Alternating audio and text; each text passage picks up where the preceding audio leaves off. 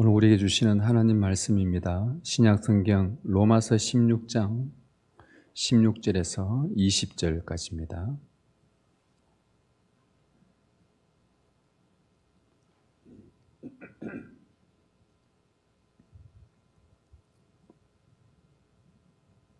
로마서 16장 16절에서 20절까지 우리 한 절씩 교독하고 마지막 절 같이 읽겠습니다. 너희가 거룩하게 입맞춤으로 서로 문안하라. 그리스도의 모든 교회가 다 너희에게 문안하느니라.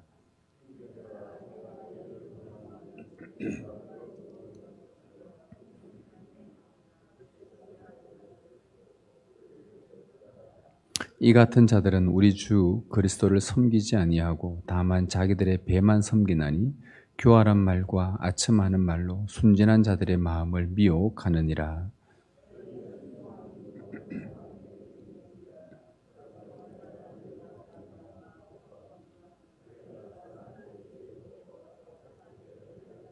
같이 읽습니다. 평강의 하나님께서 속히 사탄을 너희 발 아래에서 상하게 하시리라. 우리 주 예수의 은혜가 너희에게 있을지어다. 아멘. 주님의 은혜 감사합니다. 이제 우리가 말씀을 듣겠나이다. 주 성령님께서 우리 안에 역사하시고 조명하여 주시사 하나님의 말씀을 잘 깨닫는 은혜를 허락하여 주옵소서. 그 말씀이 우리 안에서 살아 역사하도록 주님께서 함께하여 주옵소서. 이제 우리가 주님의 말씀을 듣고자 합니다. 이 시간 다른 것에 의해 마음이 빼앗기지 않도록 도우시고 오직 하나님 들려주시는 말씀 앞에 마음을 모으고 집중하여 주의 말씀을 듣게 하여 주옵소서. 우리 주 예수 그리스도의 이름으로 기도드립니다. 아멘. 코로나 확진자가 좀 많아지면서 지금 영상으로 또 예배드리고 있는 성도들이 있을 줄로 압니다. 속히 쾌유하셔서 또 주님의 평안 가운데 잘 회복하시고 우리 함께 또 대면에서 예배하는 그날까지 안전하게 하나님의 보호하시는 은혜가 함께하기를 진심으로 축복합니다. 성경에서 교회를 잘 이해할 수 있는 그림이 하나 있는데 그것은 성경에 자주 등장하는 목자와 양 이야기입니다. 날이 저물면 목자는 양들의 이름을 하나하나 부릅니다. 참 놀라운 것은 많은 목자들이 있고 많은 양들이 있는데 그 주인이 목자가 양의 이름을 부르면 내 목자가 아니면 듣지 않고 내 목자의 음성은 기가 막히게 듣고 거리로 모여든다는 것입니다. 그러면 양들은 자기 목자의 음성을 듣고 목자에게로 모여들고 목자는 모여든 그 양들을 한 울타리에 딱 넣어놓고는 밤새 그들을 지키며 보호합니다. 이것이 교회의 그림입니다. 여러분 그림이 이해가십니까? 예수님께서 세상의 많은 사람들 가운데 하나님이 택한 자들의 이름을 한 명 한 명 부르십니다. 다 때가 다르고 또 언제 부르실지 모르지만은 그러나 하나님께서 한 명 한 명 부르십니다. 그러면 하나님의 자녀들은 참 놀랍게도 그 주의 음성을 듣게 됩니다. 그리고는 주님께로 모여듭니다. 주님은 모여든 자들을 교회라는 울타리 안에 딱 두시고는 주님 다시 오실 때까지 그들을 항상 지키며 보호하십니다. 이것이 교회의 그림입니다. 이 그림을 우리는 한 단어로 표현할 수 있는데 여러분 그림을 상상해 보십시오. 목자가 양 울타리 안에 양들을 다 불러서 이 안에 모아놓습니다. 모아놓고 목자가 문을 딱 지킵니다. 이 그림은 뭐와 같으냐? 우리가 자주 쓰는 성도라는 단어가 바로 이 그림입니다. 성도는 거룩할 성자에 무리 도자를 써서 구별된 무리들이라 거룩한 무리라는 뜻입니다. 주님에 의해서 세상으로부터 부름받은 자들이 한 울타리에 구별되어 모여있는 세상과 다른 주님이 목자이신 구별된 그래서 모여있는 공동체의 그 무리가 바로 우리는 성도라고 말을 합니다. 그래서 우리 주님이 계획하신 성도는요 처음부터 개인이 아니라 공동체로 존재했습니다. 우리가 예수 믿고 구원받았다 할 때 여러분들은 내 개인 신앙에 집중하는 경우가 많은데 여러분, 주님은 한 번도 그런 그림을 계획하신 적이 없습니다. 내가 예수를 믿고 구원받았다라고 믿는 그 순간 나는 내 혼자 존재가 아니라 반드시 공동체로 존재한다는 것입니다. 여러분이 성도라는 이름을 가지셨습니까? 여러분이 성도라고 불림을 받습니까? 그것을 확신하십니까? 그렇다면 나는 공동체로 존재하고 또 공동체로 살아야 할 운명을 가졌구나 라고 생각하셔야 합니다. 공동체로 산다는 것은 다름 아닌 성령의 교통 안에서 지체들을 돌아본다는 말입니다. 제 안에 계신 성령님, 여러분 안에 계신 성령님이 동일한 성령께서 우리 안에 서로 교통케 하셔서 그래서 성도들을 돌보게 하신다는 말이죠. 한 울타리 안에 들어와 있는 양들 중에 혹 상처난 자가 없는지 다친 곳은 없는지 목자가 살피는 것처럼 성도는 한 울타리 안에 있는 지체들 중에 서로 상한 자가 없는지 어려움을 겪는 자는 없는지 혹 불안에 떨고 있는 자는 없는지 서로 살피는 것이 공동체로서 살아간다는 말이고 공동체로 존재하는 성도의 운명인 것입니다. 오늘 본문 16절에서 사도 바울은 로마의 성도들에게 이렇게 말을 합니다. 너희가 거룩하게 입맞춤으로 서로 문안하라고 권면을 합니다. 성도라고 한다면 이 바울의 말에 의하면 거룩한 입맞춤으로 서로에게 문안해야 한다는 말입니다. 거룩한 입맞춤이란 달리 말하면 거룩한 인사입니다. 거룩한 인사도 있고 보편적인 보통 인사도 있는가? 그래요. 이 땅의 모든 믿지 않는 사람들과 하는 그 모든 인사들은 그냥 보통 인사입니다. 그런데 거룩한 인사는 성도들만 할 수 있는 인사를 거룩한 인사라고 합니다. 왜? 거룩하다는 말은 구별되었다는 말이거든요. 구별된 성도들이 성도들 간에 할 수 있는 인사, 이것이 거룩한 입맞춤입니다. 당시 문화에서는 상대방의 뺨에 입을 맞추거나 혹은 얼굴과 얼굴을 맞대면서 인사하는 것이 관례였지만 오늘날은 국가마다 민족마다 인사법이 다릅니다. 한국은 이렇게 악수를 한다든지 혹은 오랜만에 정말 만난 사람은 이렇게 기쁘게 안아준다든지 이런 식으로 인사가 될 것입니다. 문안한다. 문안은 평안을 묻는다라는 말입니다. 평강하셨는지 평안하셨는지 묻는다는 말입니다. 주님의 이런 말씀에 근거해서 볼 때에 주님의 몸으로 연합된 우리 성도라고 한다면 성도가 기억해야 될 두 가지가 있는데 하나는 구별된 거룩한 공동체라는 인식입니다. 성도라는 이름 자체에서 주는 의미입니다.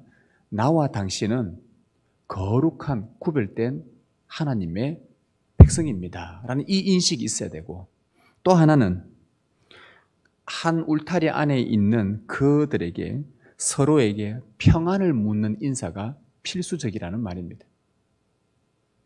주님의 부름을 받고 성도가 된 자는 그 이름 자체에서부터 세상과 구별된 자였다라는 것을 우리가 항상 인식하고 살아야 합니다. 그래서 바울은 거룩하게 입맞춤하라 할 때는 거룩하게라고 표현한 것입니다. 그리고 또한 한 울타리 안에 있는 구별된 지체들이 서로에게 평안을 묻는 인사를 반드시 해야 된다라는 측면에서 입맞춤이라고 이렇게 쓴 것입니다. 바울은 이 로마서 16장 오늘 16절에서 문안하라는 이 명령을 보지만 실제로는 16장 1절부터 쭉 전장에 걸쳐서 문안하라는 명령을 16번이나 합니다. 그만큼 성도 간의 평안을 묻는 이 거룩한 인사가 중요하다는 뜻입니다. 여러분, 우리가 예배 드릴 때에 앞부분에 성도 간의 인사를 합니다. 주님의 평안을 빕니다. 예배 마칠 때 주님의 평안을 빕니다. 이렇게 서로 인사를 하죠. 근데 우리는 이 성도의 인사가 너무나 짧은 시간에 끝나다 보니까 이 현대 교회가 짧은 시간에 끝나다 보면 한 5초 정도밖에 걸리지 않습니다. 그러다 보니까 이게 그렇게 중요성을 느끼지를 않아요. 초대교회 시대 때에 오늘 우리는 말씀이 많은 시간을 차지하다 보니까 말씀이 중요하게 여깁니다. 예, 중요합니다. 그러나 이건 못지않게 초대교회 때 성도의 교제는 말씀보다 더 시간이 많이 투자했습니다. 1시간, 2시간씩. 한 명 한 명 일일이. 우리는 예배 마치고 서로 인사하고 앞에 나갈 때에 여러분들이 목사와 장로, 당회원들은 인사를 합니다.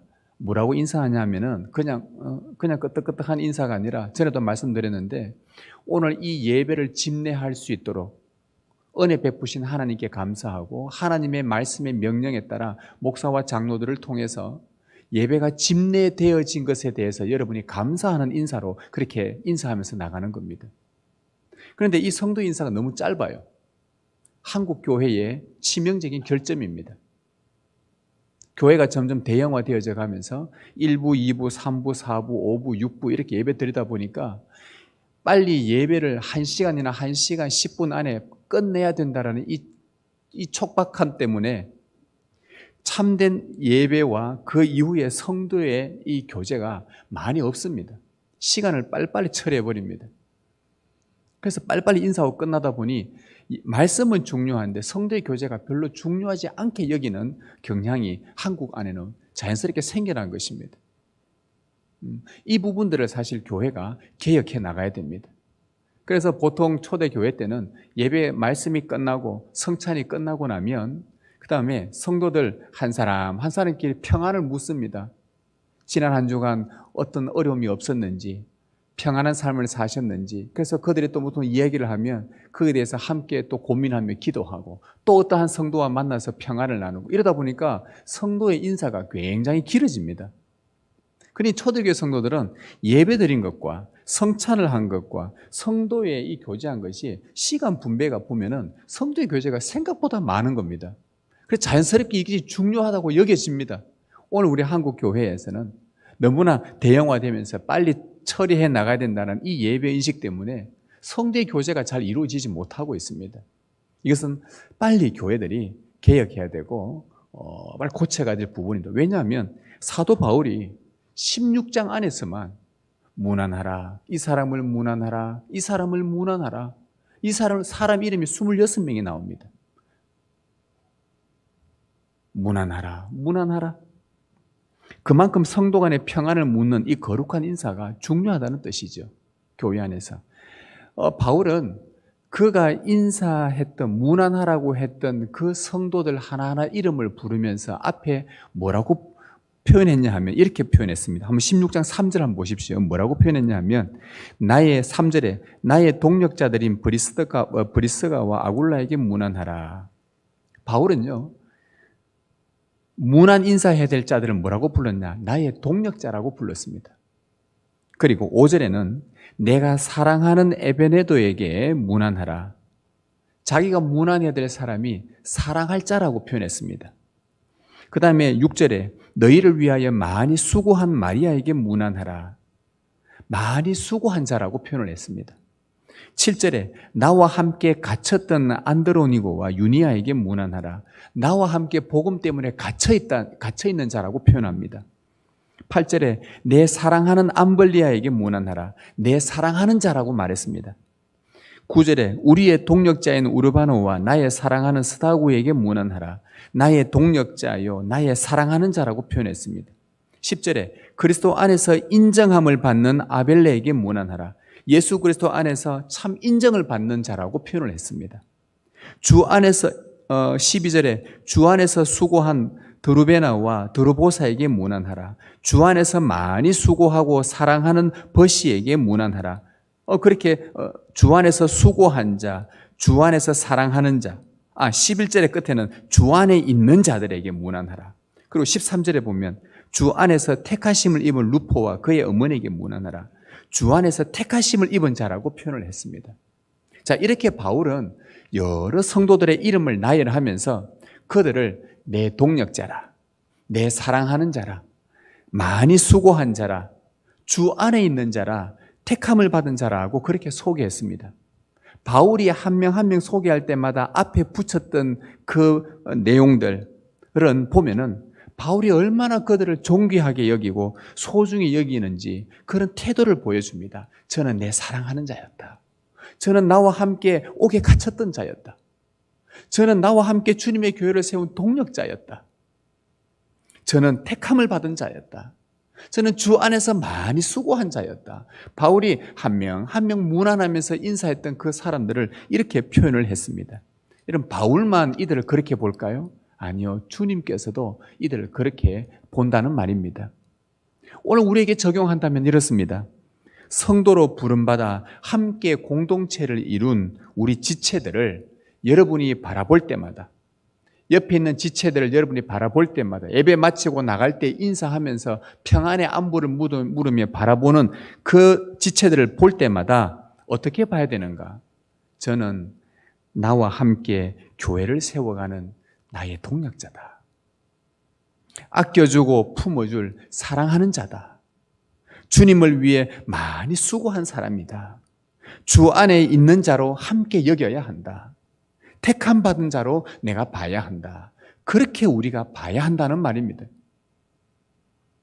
주님은 내 옆에 있는 형제 자매를 사랑하는 자로 보시는데 나는 그 사람을 사랑하지 않는다면, 주님은 옆에 있는 지체를 택한 자로 보시는데 내가 그렇게 보지 않는다면, 주님은 장로님과 집사님과 권사님들, 부서 임원들, 교사들 등등 그들을 내 동력자라고 보시는데 내가 그들을 그렇게 보지 않는다면, 여러분과 그들 사이에 서로의 평안을 묻는, 안부를 묻는 그 거룩한 인사가 일어나겠습니까?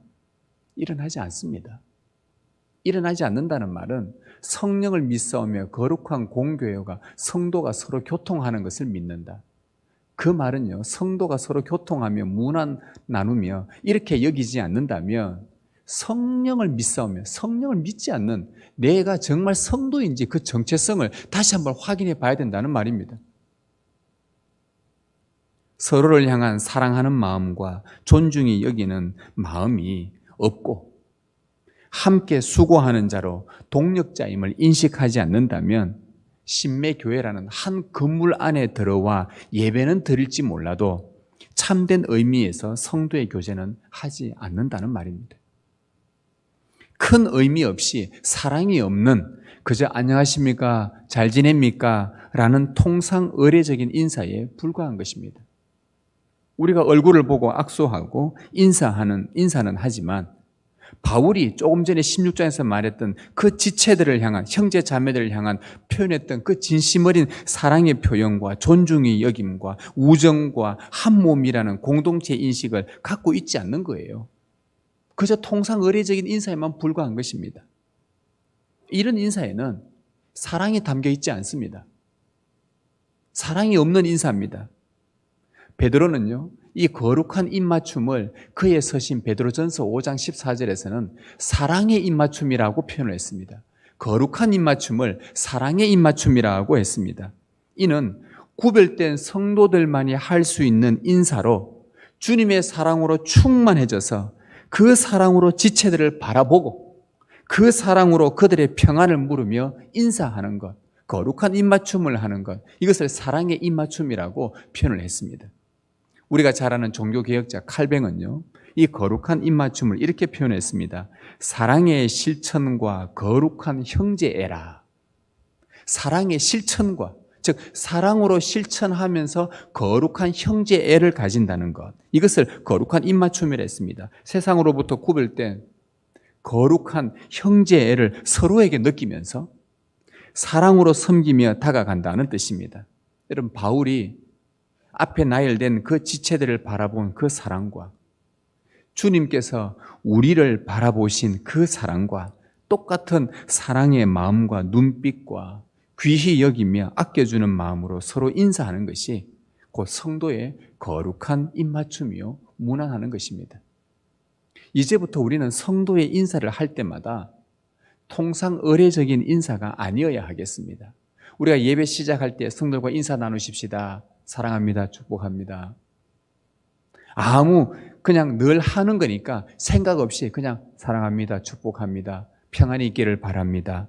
그런 통상 의례적인 인사가 아니어야 하겠습니다. 앞으로 인사하실 때는 물론 긴 말로 하지는 못하지만 이런 마음을 담아서 인사했으면 좋겠습니다.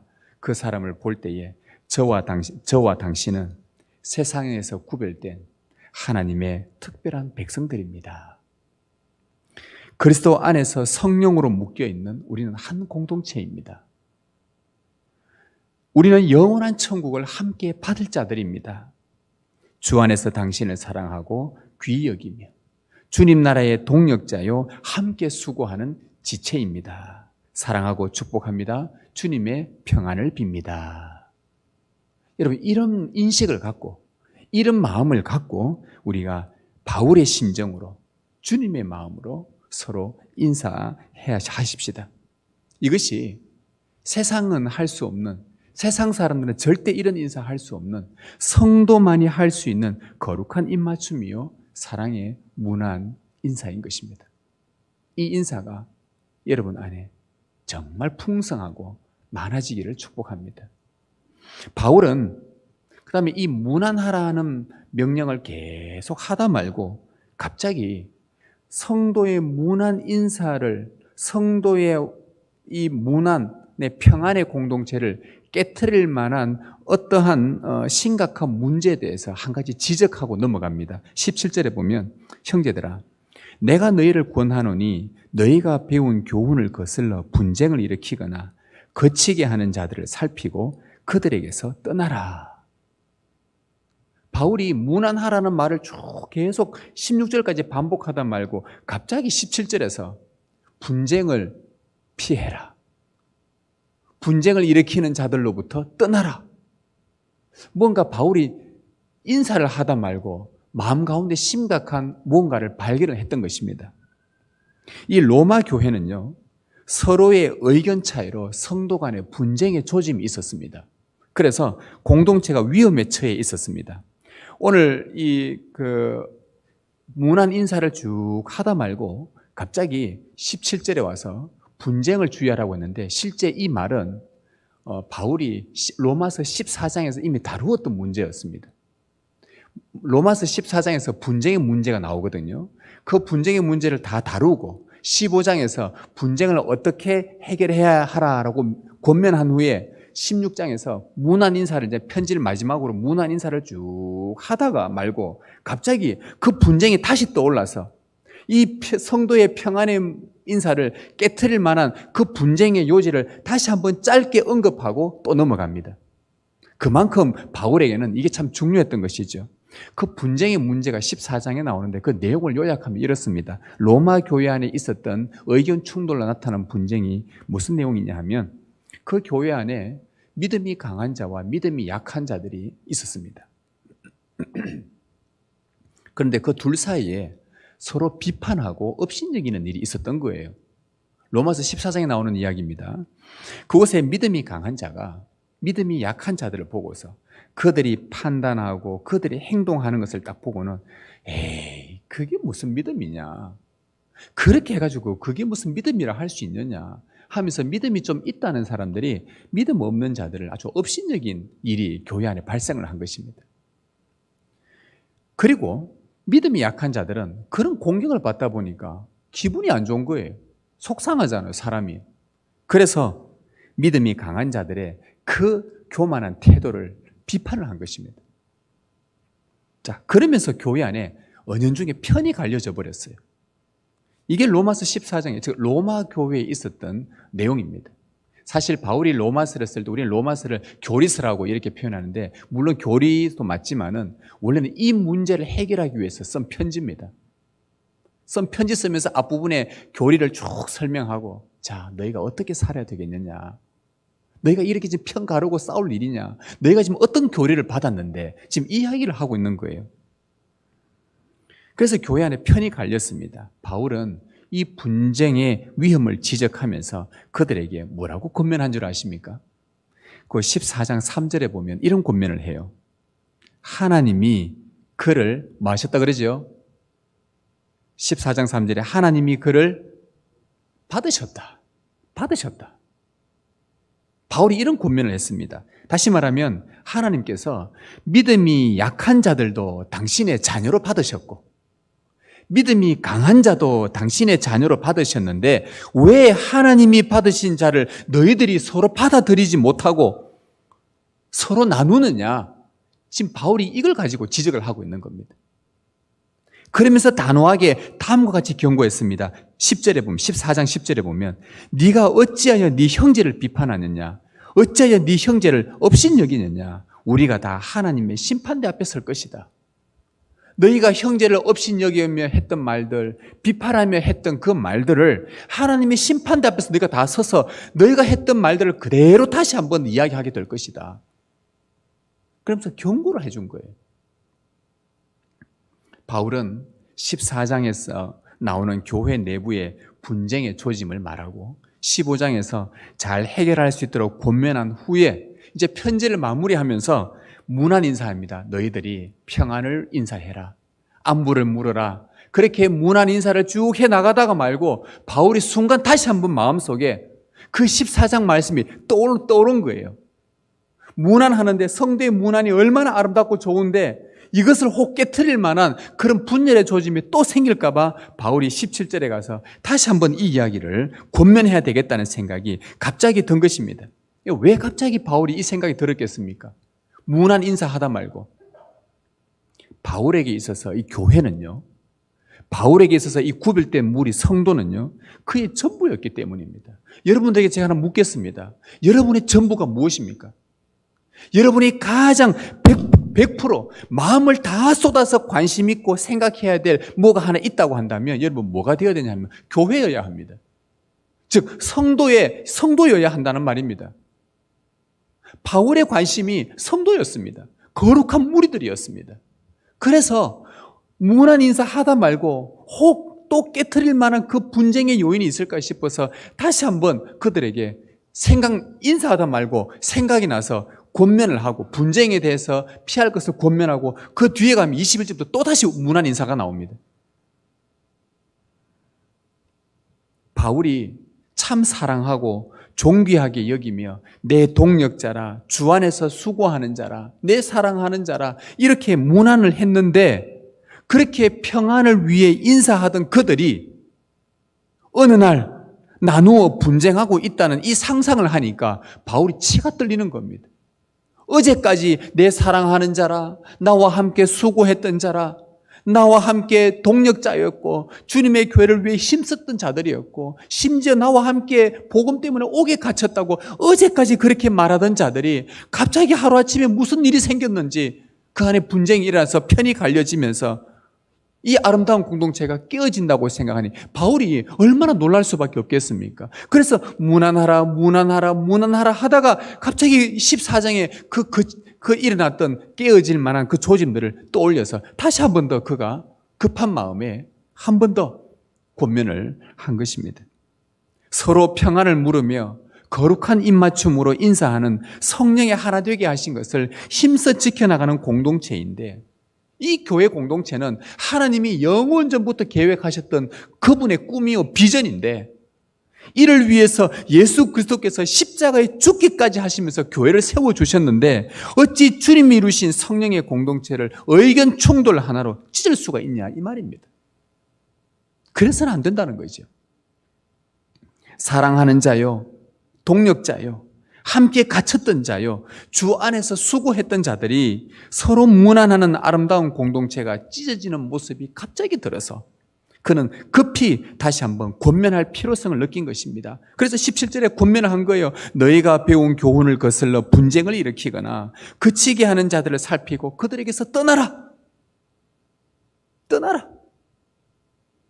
여기서 바울이 말했는 분쟁이 일어나고 그치게 하는 자들을 살피고 떠나라 했는데 이 바울의 말에 따르면 분쟁이 일어나는 일, 우리 앞에 그치게 하는 자들이 일어나는 일들은 한 가지 이유에서 근거된다고 합니다. 그 뭐냐 하면 여기 보면은 너희가 배운 교훈을 거슬러 너희가 지금까지 배웠던 믿음의 교리의 말씀들을 받아들이지 않았기 때문에 일어난 것은 분쟁이 일어난 것이고 또 하나는 그치는 자들이 너희 안에서 나타나서 공동체를 깨트리게 된 것이다. 핵심은 뭐냐 하면 하나님께서 가르쳐 주신 너희가 지금까지 배웠던 그 믿음의 교리들을 거슬렀기 때문에 받아들이지 않았기 때문에 그것을 가까이 하지 않았기 때문에 너희 안에 첫 번째는 분쟁이 일어난 것이고 다음에는 거치는 자, 방해하는 자들이 나타나서 너희들을 함정에 빠뜨린 것이다. 지금 그 이야기합니다. 여러분 성경의 교리를 거스른다, 말씀을 받지 않을 때에는 분쟁이 일어납니다. 이거는 100%입니다. 이들은 말씀의 교리보다 자기들 생각과 주장을 더 강하게 내세웁니다. 그것이 그들을 교만하게 만들게 되고 결국 분쟁을 일으키게 한 것입니다. 그래서 분쟁을 자주 일으키는 사람들의 그 특징을 보면 그 속에 교만이 들어가 있습니다. 내가 더, 심지어는 성경보다 내 말이 맞다는 겁니다. 물론 성경은 하나님의 말씀이다 라고 믿지만 실제적인 삶 가운데서는 말씀보다 내가 더 위에 있는 것입니다. 그래서 내 안에서도 하나님과 우상 사이에서 분쟁이 일어나고요, 사람과 사람 사이에서 분쟁이 일어나는 겁니다. 왜? 내가 옳으니까, 내가 위에 있으니까, 내가 교만하니까 분쟁은 아련할 수가 없는 것입니다.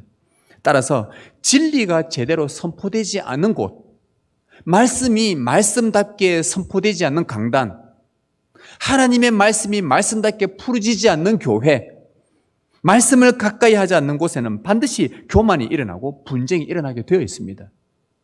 말씀이 제대로 선포되면, 말씀이 바로 전달되어지면 그 말씀을 받는 자들은 양심이 깨어지게 되거든요.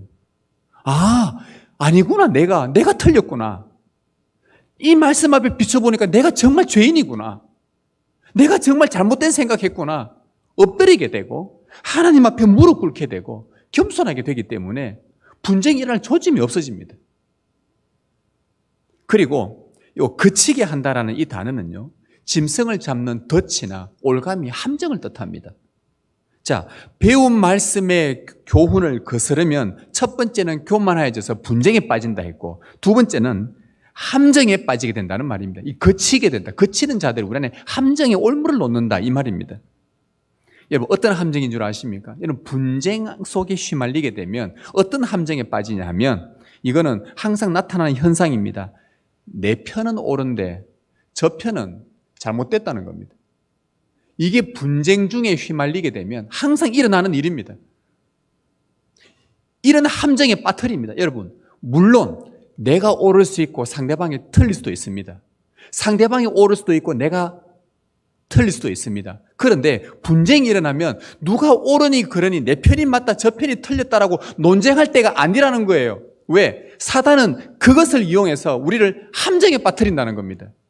믿음을 떨어뜨리게 만들고, 믿음을 잃어버리게 만들고, 우리의 영혼을 갈기갈기 찢어버리고, 사단의 목적은 그치게 하는 함정을 두어서, 여러분, 살짝 다투어도요, 정말 성경적으로 잘 마무리할 수도 있습니다. 그런데 다투는 순간 우리 안에 편이 갈라져서 나는 옳고 저는 틀렸다라는 이 인식을 자꾸 심어줘서 함정에 빠지게 하는 것이 사단의 역사라는 겁니다. 거기에 빠지지 말라는 거예요. 그곳에 빠지지 말라는 거예요. 믿음이 강한 자들과 믿음이 약한 자들의 부류가 두 편으로 딱 나누어졌을 때에 그때 깨달아야 되는 것이, 아니다, 우리는 주님의 한 공동체가 아니었느냐, 구별된 공동체였는데 누가 나를 가르게 되었느냐, 이걸 봐야 되는데 이걸 보지 못하고 자기 편의 덜보는 보지 못하고 다른 편의 가시가 막 보이기 시작합니다. 분쟁을 더 깊이 만들어갑니다. 왜 그런 현상 나타날까요? 이 속에요, 진리를 거스르기 때문에 그래요. 말씀을 안 받기 때문에 그래요. 하나님의 말씀이 선포되는데 그 말씀을 받지 않으니까 이런 일이 벌어지는 거예요. 예배 내내, 설교 내내 말씀을 듣는데, 설교 내내 내하고 약간 좀 좋지 않은 분쟁이 있었던 그 사람이 설교 내내 말씀을 주는데도 계속 그 생각이 나서 예배 마치고 나가면 바로 그 자리에서 분쟁할 것만 생각하고 있는, 머릿속에 말씀을 받지 않으니까. 이게요, 분쟁 있는 교회에 거의 대부분에 항상 이런 현상이 나타납니다. 어디에도 예외가 없습니다. 똑같습니다. 대한민국이든 해외든 초대교회든 구약시대였든 신약시대였든 고린도 교회였든 어느 교회나 똑같은 현상이 나타납니다. 디모데전서 6장 3절에서 5절에요, 이런 말씀이 있어요. 한번 들어보십시오. 누구든지입니다. 우리 주 예수 그리스도의 말씀과 경건에 관한 교훈을 따르지 아니하면, 전제가 이겁니다. 예수 그리스도의 말씀을 따르지 않고 경건에 관한 교훈을 따르지 않으면 어떤 현상 나타나는가 들어보십시오. 그는 교만하여 아무것도 알지 못하고 굉장히 많이 알아서 남을 판단하고 남의 저 사람 틀렸다라고 말한 것지만 실제는 아무것도 알지 못하는 사람이요, 변론과 언쟁을 좋아하는 자니 이로써 투기와 분쟁과 비방과 악한 생각이 나며 마음이 부패하여지고 진리를 잃어버려 경건을 이익의 방도로 생각하는 자들의 다툼이 일어나느니라. 바울이요, 목회를 하고 있는 디모데에게 편지를 쓰면서 너의 목회 현장에서 이런 일이 많이 발생하게 될 것이다. 잘 기억하고 분별해라. 이렇게 지침으로 준 겁니다. 하나님을 아는 지식과 경건에 관한 교훈을 거스르고 따르지 않는 자는 잘난 척하지만 실상은 무지한 자요, 교만한 자요, 함정에 빠뜨리는 자요, 마음까지도 부패하여지며 진리를 잃어버려 자기 이익을 위해 신앙생활을 한다고 합니다. 이런 자들이 설치고 다니면 다툼이 일어난다고 지금 디모데후서에서 말하고 있는 거예요. 바울은 이들의 정체가 어떠한, 자, 여기까지만 이해해놓고 바울이 이들의 정체를 다시 한번 정확하게 알려줍니다. 18절에, 심중 18절에 이 같은 자들은 우리 주 그리스도를 섬기지 아니하고 다만 자기들의 배만 섬기나니 교활한 말과 아첨하는 말로 순진한 자들의 마음을 미혹하느니라. 바로 이런 자들이 이런 일들을 해서 교회를 나눠 놓는단 말입니다. 우리 성도들 서로 한 공동체인데 서로 사랑하는 구별된, 세상으로부터 구별되어 봐서 주님이 한 명 한 명 사랑해서 불러놓은 이 이름들인데 이것을 갈라놓도록 함정을 빠뜨리면서 이런 일을 하는 자들이다. 이 사람들은 주를 섬기는 것처럼 보이지만 교회 안에서 실상은 자기 배를 위하는 사람들이다. 즉 자기를 우상화시켜 놓는 것이다. 자기가 문안을 받아야 되는 거예요. 예수님께서 바리새인들을 책망하면서 뭐라 그랬습니까? 너희들은 문안하지 않고 너희가 문안 받기만을 좋아하느니라, 이렇게 얘기했단 말이죠. 받기만을 좋아했단 말이죠. 자기 우상에 빠져 있는 겁니다. 교활하고 아첨하는 말로 사람들의 마음을 미혹하여 편을 가릅니다. 바울은 이런 자들을 디모데후서 2장에서 악성 종양의 비유를 했습니다. 악성 종양이 우리 몸에 서서히 퍼져서 사람이 죽어가는 것처럼 말씀보다 자기가 우선시되는 교만이 퍼져서 서서히 편을 가르고 분쟁이라는 교회를 분쟁이라는 이름으로 죽음으로 몰아간다는 것입니다. 여러분, 그러면 우리가 이 분쟁을 피하고 성도의 연합을 강화하는 방법이 뭐겠습니까? 뭐겠습니까? 이 분쟁의 원인이, 함정에 빠뜨리게 하는 원인이 배웠던 교훈을 떠나서 일어난 일이라고 한다면 분쟁을 피하고 성도 연합을 강화하는 방법은 배운 교리의 말씀으로 되돌아가는 것뿐입니다. 쉽게 말씀드릴게요. 목사가요, 정신 차리면 되는 겁니다. 아시겠습니까? 하나님의 말씀 앞에 진짜 무릎 꿇으면 되는 것입니다. 하나님의 말씀이 뭐라고 말하는지 바른 말씀들을 선포할 때에 듣는 자도 있고 듣지 않는 자도 있을 것이고, 듣지 않는 자는 이것을 또 미혹해서 사람 함정에 빠뜨리기도 하겠지만, 그러나 듣는 자들이 훨씬 더 많기에 그 말씀을 듣는 자들로 말미암아 교회의 갈라짐이, 어제까지 사랑했다가 오늘 갈라졌는데 이 말씀을 듣고 나니 다시 사랑하는 나의 공동체로 보이기 시작하고, 그래서 분쟁의 원인이 교훈을 떠난 것이기 때문에 배운 교리의 말씀으로 다시 되돌아가기만 하면 회복이 되는 겁니다. 목사와 장로와 이 당회가 말씀으로 다시 돌아가고, 모든 직분자들이 말씀으로 다시 돌아가고, 모든 성도들이 말씀과 그의 하나님께로 돌아가야만 회복이 있는 겁니다. 다툼이 없을 수는 없지만 그런 일이 발생하면 속히 말씀으로 돌아가야 되겠다라는 이 영의 깨어남이, 항상 깨어있음이 우리 안에 있어야지, 주의 음성을 듣고자 하는 그 마음이 있어야지 성도의 공동체가 보존될 수 있는 거예요. 그리고는 그 말씀 안에 돌아가서 지금껏 내가 말씀에서 어떤 부분이 내가 잘못되었는지 내 행동을 다시 한번 체크하고, 남의 가시를 보지 말고 남의 들보를 보지 말고 내 안에 있는 더 큰 들보를 바라보면서 말씀을 가지고 나의 행동들을 체크하고, 고집스럽게 교만했던 나의 주장들을 잘 살펴서 다 떠나보내야 되는 겁니다. 이런 자들에게서 너희가 살펴서 떠나라고 했으니까 떠나야 되는 거예요. 말씀 보다가 내한테 적용 안 하고 상대방이 적용하는, 봐라, 맞잖아. 저 사람이 틀린 거 맞잖아. 말씀 보니까. 이미 끝난 거예요, 이거는. 안 되는 거예요, 이거는. 회복이 일어나지 않는 겁니다. 말씀은요, 남에게 적용하는 것이 아니라 나에게 적용하는 거예요. 우리 각자가 서로에게 적용하면 우리의 눈이, 비늘이 벗겨져서, 가려졌던 비늘이 벗겨져서 갑자기 그 사람이 어떻게 보이냐.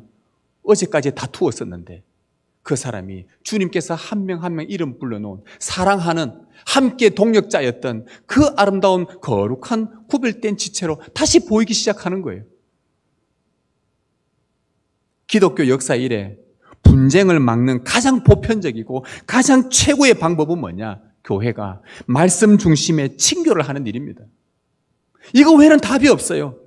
이것이 강화될 때에 하나님을 아는 지식이 자라게 되고 그분의 지혜가 우리 안에서 역사하고 분쟁을 일으키는 교만한 자들의 미혹에 함정에 빠지지 않도록 우리를 도와주는 것입니다. 성경이 증거해 줍니다. 구약시대부터 사무엘도 그랬고요. 백성들에게 얘들아 미스바로 우리가 모여서 함께 회개하고 기도하자. 말씀으로 돌아가자. 하나님께로 돌아가자고 했고요. 에스라와 느헤미야 포로 귀환한 이후에 돌아와서 우리가 왜 70년 동안 포로로 있었느냐? 그분의 언약에 불순종했기 때문이지 않느냐? 우리가 하나님께로 이제는 돌아가자. 우리의 마음을 모아서 그분의 말씀에 순종하자. 그분의 말씀을 듣자. 쉐마 들으라. 주의 말씀을 들으라. 구약성경에서 제일 많이 나오는 단어라고 할 만큼 중요한 단어가 쉐마, 들으라. 주의 말씀을 들어라. 주께로 돌아와야만이 공동체가 회복이 된다. 너희가 함정에 빠지지 않는다.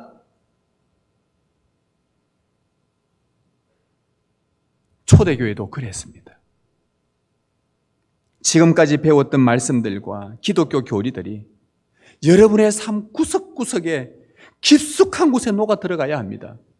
성령으로 말미암아 여러분의 오랫동안 고정되어져 있던 이 생각이 완전히 쪼개져야 됩니다. 말씀의 금이 찔러 쪼개어서 우리 뇌 속에 들어와야 되고, 그래서 이 교리의 말씀이 이 생각 속에 충분하게 머물러야 되고, 우리의 감정을 찌르고 쪼개고 들어와서 우리의 감정 안에 말씀의 능력의 역사가 충분하게 머물러야 되고, 묵은 땅을 기경하고 교만했던 마음의 말씀이 심어져야 합니다. 이것은 제 말이 아닙니다. 말씀을 떠나 배교했던 교만했던 이스라엘 백성들에게 외친 선지자들의 권고였습니다. 얘들아 돌아오지 않으면 너희들에게 소망이 없다. 이게 구약 선지서 이사야부터 말라기가 끊임없이 반복하며 외치는 메시지지 않습니까? 너희가 돌아오지 않으면 소망이 없다. 이 메시지를 그대로 받아들여서 베드로가 오순절 성령 강림 이후에 설교하지 않습니까? 주 예수께로 돌아오지 않으면, 너희가 마음의 찔림을 받고 회개하지 않으면 너희에게 영원한 하나님의 진노가 있을 것이다. 구약과 신약의 메시지는 동일합니다. 돌아오지 않으면 소망이 없다. 회복이 없다. 그래서 아버지가 아내를 불러 모으고 자녀들을 불러 모으고, 얘들아 이거 아니다. 우리가 지금 이렇게 살아서는 안 된다. 우리 정신 차려야 된다. 말씀으로 다시 돌아가자. 우리 다시 말씀 읽자. 우리 다시 말씀 묵상하자. 다시 우리 말씀 나누자. 그것만이 우리가 살 길이다. 이것만이 회복이에요. 이것만이 우리 안에 분쟁으로 빠지지 않는 거예요. 분쟁이 꼭 사람과 사람만의 분쟁이 문제입니까? 내 안에서 하나님과 우상이 있는데 이 둘 사이에 끊임없이 분쟁이 일어나요. 너는 나 외 내 앞에 다른 신을 두지 말라고 했는데 하나님 외에 다른 신을 같이 두면서 이 속에서 하나님과 둘 사이에 분쟁이 일어나는 거예요. 주님은 말씀하셨거든요. 하나님과 재물을 겸하여 섬길 수 없다. 분쟁하지 마라. 그런데 내 속에 말씀이 확고함이 없으니까 자꾸 분쟁이 일어나는 거예요. 내 속에서부터 분쟁이 일어나고, 이 분쟁이 감당치 못해 밖으로 표출되어져서 사람과 분쟁도 일어나고. 교활하고 아첨하며 미혹하는 말들만 잘 분별해내도요, 여러분 인생에서 이 교활한 말, 아첨하는 말, 미혹하는 말들만 잘 분별해내도 우리의 삶이 참 평안해집니다. 다시 한번 당부드립니다. 말씀을 가까이 하십시다. 말씀은 누군가를 업신여기고 비판하는 교만을 사라지게 합니다. 여러분 안에 평안이 임할 것입니다. 19절에 보십시오. 너희의 순종함이 모든 사람에게 들리는지라. 그러므로 내가 너희로 말미암아 기뻐하노니 너희가 선한 데는 지혜롭고 악한 데 미련하기를 원하노라. 로마 교회는요, 이 바울의 권면을 받아들였고 순종을 했습니다. 그러니까 바울이 얼마나 기뻐했는지 몰라요. 어떤 성도가 말씀을 따르지 않고 말씀을 듣지 않고 말씀에 관심이 없던 어떤 한 성도가 어느 날 갑자기 하나님의 말씀이 임하고 말씀을 듣기 시작하고, 예배에 늘 잘 나오지 않던 사람들이 예배에 한 번, 두 번 나오면서 예배에 빠지지 않고 말씀을 듣는 것이 보이고, 처음에는 그러지 않, 제가 이 교회 왔을 때 처음에는 안 그랬는데 그 사람이 말씀을 들으면서 저한테 책도 소개해달라 그러고 경건서적도 읽으면서 성경 읽다가 모르는 거 물어보기도 하시면서, 그런 모습들을 볼 때마다 제가요 얼마나 기쁜지 모릅니다. 설교 준비하다 말고도 이거 제쳐놓고도요 그 일을 내가 도와주려고 여기저기 그 사람에게 맞는 책이 어떤 것이 있을까, 기독교 서점을요 하나하나 책 다 찾아가면서 어떤 주제가 저분에게 필요할까, 이거 찾는데 3시간, 4시간씩 걸려요. 이 쉽지 않거든요. 그런데 그러는 제 모습이 얼마나 기쁜지, 바울이 이 기뻐하는 것처럼 어떤 성도가 말씀을 따라 신앙을 지키고 나간다는 이 소식을 들을 때에 다른 성도들에게도 큰 기쁨이 되는 겁니다. 여러분, 성도의 교제가 무엇입니까? 우리 한번 성도의 교제가 무엇인지 한번 오늘도 정의 한번 내려보십시다. 성도의 교제가 뭡니까? 성도의 교제란 성도 간에 분열을 일으키지 않도록 배운 말씀으로 돌아가는 것이 성도의 교제입니다. 그럴 때의 성도는 서로를 구별된 거룩한 공동체에 속한 자로 인식하게 됩니다. 우리의 그 비늘이 벗겨지고요. 아, 그래, 저 사람은 내가 사랑하는 나의 동력자요, 함께 수고했던, 심지어 복음 때문에 옥에 갇혔던 저 사랑하는 자였지 않느냐, 눈이 벗겨지고 그것이 다시 보이는 겁니다.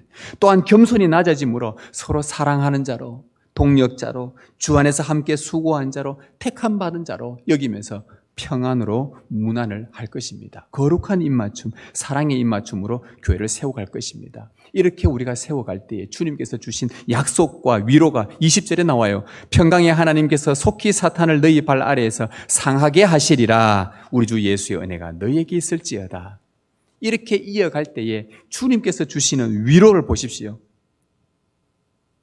성도의 교제를 돈독히 이어갈 때에 평강의 하나님께서 오셔서 사탄을 우리의 발 아래에 상하게 하실 것이다. 누구 발 아래요? 우리의 발 아래. 우리가 뭡니까? 우리가 구별된 성도들의 모임, 교제입니다. 우리 발 아래에 사탄이 꼼짝하지 못하도록, 맥을 추지 못하도록 짓밟아 버린다, 이 말입니다. 평강의 하나님께서 그렇게 하신다는 이 약속을 주신 거예요. 주 예수 그리스도의 은혜로 말미암아 이런 일이 이루어지는 것입니다. 여러분, 사탄의 머리를 발로 밟으시는 주님의 승리는요, 다윗이 시편 23편에서 고백한 대로 주께서 내 원수의 목전에서 상을 차려주신 것과 똑같은 것입니다. 하나님께서 우리에게 밥상을 차려주셨어요. 최고의 밥상. 우리 주님께서 다시 오시면 우리는 저 영원한 천성에서 주님께서 차려주신 최고의 밥상 앞에서 하나님과 함께 어린 양이신 예수 그리스도와 함께 잔치상에 참여하여 마음껏 먹고 마시며 기뻐할 것인데, 원수 앞에서 상을 차려주셨대요. 원수가 보는 앞에서 평강의 하나님께서 구별된 자들이 함께 모여 거룩한 입맞춤으로 성도의 교제를 이어갔던 자들에게 주신 승리가 뭐냐? 원수가 보는 앞에서, 악한 마귀가 보는 앞에서 주님께서 너희가 이겼다, 너희가 이긴 것이다, 내가 너에게 상을 차려주마. 그 상 아래에 뭐가 있는가? 밟혀 있는 거예요. 사단이 꼼짝 못하고 맥도 추지 못하고 영원히 이제 지옥불에만 들어갈 날 기다리고 있으면서, 바로 이 성도의 교제, 우리 주 예수 그리스도 어린 양이신 보좌 앉으신 주님과 하나님과 모든 거룩한 세마포를 입은 자들이 상을 차려져 있는데, 그 아래에 사단이 맥을 추지 못하고 있는 거예요. 더 이상 우리를 방해하지 못하고, 그때에 상을 차려주시고 주님께서 마지막 날 우리에게 뭐라고 말씀하실 것 같습니까? 잘했다. 우리 보고 하는 말이 그거예요. 잘했다. 사단의 강교한 미혹에 넘어가지 않으려고 너희가 참 애썼다. 교만하여 성도들이 분쟁에 빠지지 않게 하려고 참 애를 썼다. 선한 데는 지혜롭게 힘을 모으고 악한 데는 힘을 실어주지 않도록 너희가 미련하였으니 참 잘했다. 서로 겸손하게 평안의 인사로 사랑의 교제를 한 너희들에게 내가 주는 상이다. 우리 함께 먹고 마시며 기뻐하고 즐거워하자. 이게 예수님이 혼인잔치 비유에서 마지막에 하셨던 말씀이에요. 우리 옆에 있는 지체들은요, 여러분 예배 마치고 나갈 때 보이는 옆에 있는 지체는 주님께서 피로 값주고 사신 구별된 형제 자매들입니다. 주 안에서 교회를 함께 세워가는 동력자들입니다. 주의 사랑을 받는 자들입니다. 나만 사랑받는 것이 아니라 하나님 저를 사랑해 주십시오가 아니라 저분도 하나님의 충만한 사랑을 받고 있는 자들입니다. 주님 나라 위에 함께 수고한 자들입니다. 함께 울고 함께 웃으며 서로 기도하는 믿음의 동료들입니다. 업신여길 대상도 아니요 비판할 대상도 아닙니다. 하나님은 이들 모두를 당신의 사랑으로 받아주셨습니다. 우리도 이들을 받아야 합니다. 사랑하는 지체로 여기고 만날 때마다 거룩한 인사로 평안을 묻고 주님의 평안을 빌어줄 수 있기를 바랍니다. 성도 간에 분쟁이 일어나지 않도록, 미혹에 빠지는 일이 없도록 서로 낮아져서 말씀으로 돌아가 말씀으로 서로를 섬기며 도우십시다. 평강의 주님께서 이제 곧 승리의 주로 오실 텐데 그때 우리에게 승리의 상을 기쁘게 차려 주실 것입니다. 이 은혜가 여러분 안에 있기를 주님의 이름으로 축복합니다.